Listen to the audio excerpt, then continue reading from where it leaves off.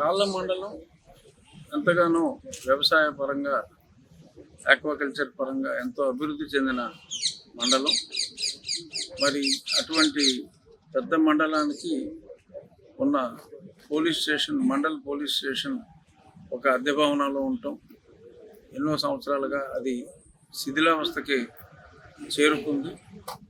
మరి 10 సంవత్సరాల క్రితం, మరి భగవంతుడు రాత ఎలా ఉంటుందంటే 10 సంవత్సరాల క్రితం ఈ కాళ్ళ మండలంలోని కాళ్ళకూరు గ్రామం ఇదే సైట్ని వారి పంచాయతీ వాళ్ళు పోలీస్ స్టేషన్కి అలాట్ చేయడం జరిగింది.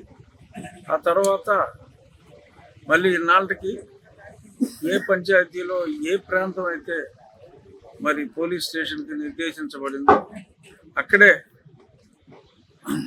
అధునాతన వసతులతో పోలీస్ స్టేషన్ నూతన భవనాన్ని ప్రారంభించడం చాలా సంతోషంగా ఉంది. ఇప్పుడు మనకి రకరకాల క్రైమ్స్ అన్నీ పెరిగిపోతున్నాయి. సైబర్ క్రైమ్స్, ఇవన్నిటికి ఒక మంచి ఫెసిలిటీ అనేది అవసరం. ఇంటర్నెట్ కనెక్టివిటీ, కంప్యూటరైజేషను ఇవన్నీ కూడా ఉండాలి. అన్నీ పదిలంగా ఉండాలి అంటే సొంత బిల్డింగ్ మనకు ఉంటేనే ఇవన్నీ కూడా సాధ్యం అవుతాయనే ఉద్దేశంతో ఇంత మునుపు ఉండి పోలీస్ స్టేషన్, అలాగే ఈ సర్కిల్ మొత్తానికి ఈ 3 మండలాలకి సంబంధించి ఇన్స్పెక్టర్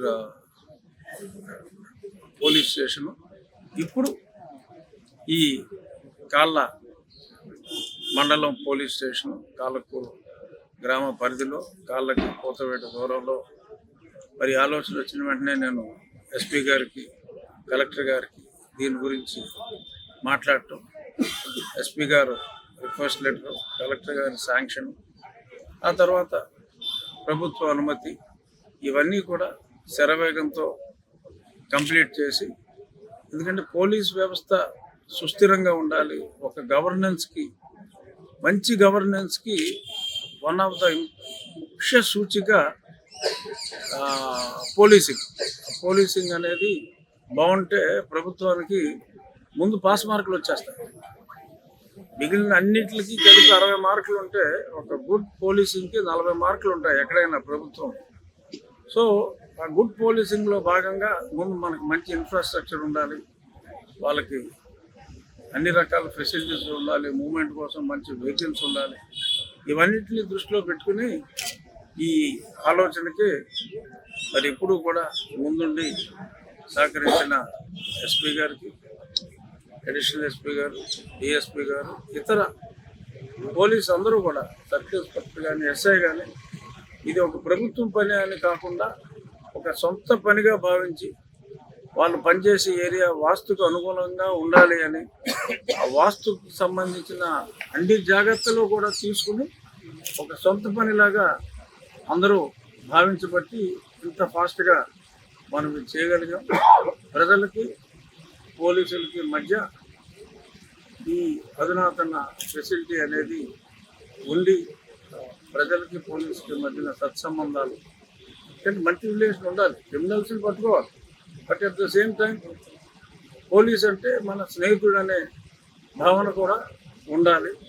అదన్నీ పెంపొందించే విధంగా ఆ మార్గంలో ముందుకెళ్ళి దిశగా ఇవన్నీ కూడా చేసాం. సో ఇవాళ మరి కలెక్టర్ గారు, ఎస్పీ గారు, నేను, రామరాజు గారు, నాగరాజు అందరూ కూడా కలిసి ఒకే కుటుంబంలాగా దీన్ని, ప్రభుత్వం వేరు, పరిపాలన అంటే ఎగ్జిక్యూటివ్, లెజిస్లేచర్ కలిసి పనిచేస్తే రిజల్ట్స్ చాలా ఫాస్ట్గా ఉంటాయి, మంచిగా ఉంటాయి అనడానికి ఒక నిదర్శనం మనం ఈ పోలీస్ స్టేషన్ల అభివృద్ధిలో అచిర కాలంలోనే సాధించిన ఈ ప్రగతి.